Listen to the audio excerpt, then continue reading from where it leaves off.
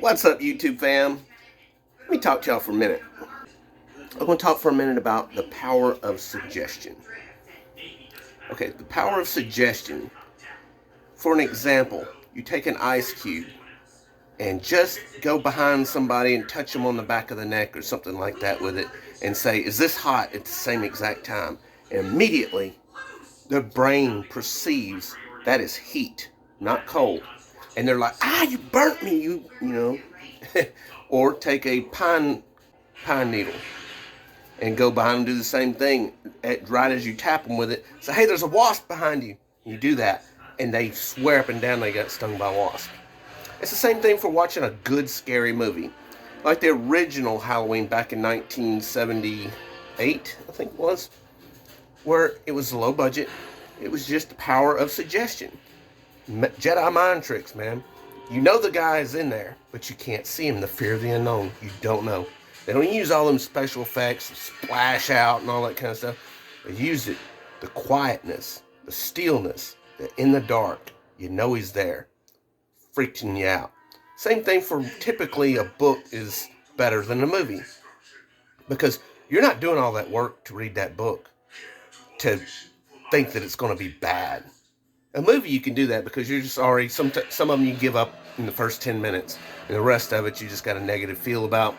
But in a book, it's suggested most of the way through. It doesn't show you.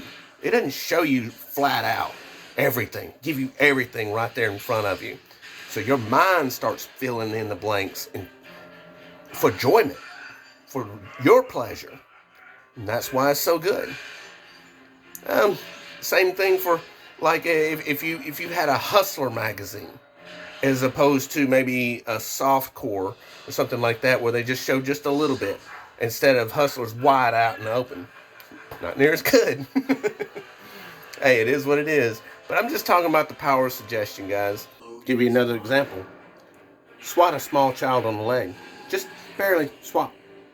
But have that, like you're getting on to them, you're getting on to them.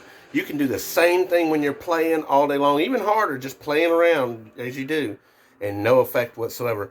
But you're getting on to them, and you give them that little something.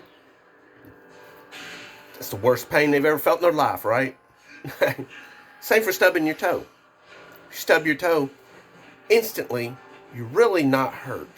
You know from the past of what's coming. It's coming. There's no getting away from it. But your body and mind has already told you you're in pain. So as soon as you stub your toe, yeah, it hurt a little. But the real pain is what's coming, is the power of suggestion. So when you stub your toe, you're like, God, you're not really in that much pain at that point. But knowing what's coming is where your body and your mind is already preparing you for what's coming. And if you suggest and one truly believes it, remember, a lot of things in this world are based on beliefs. And beliefs are some of the strongest vices we have as human beings. All right, guys.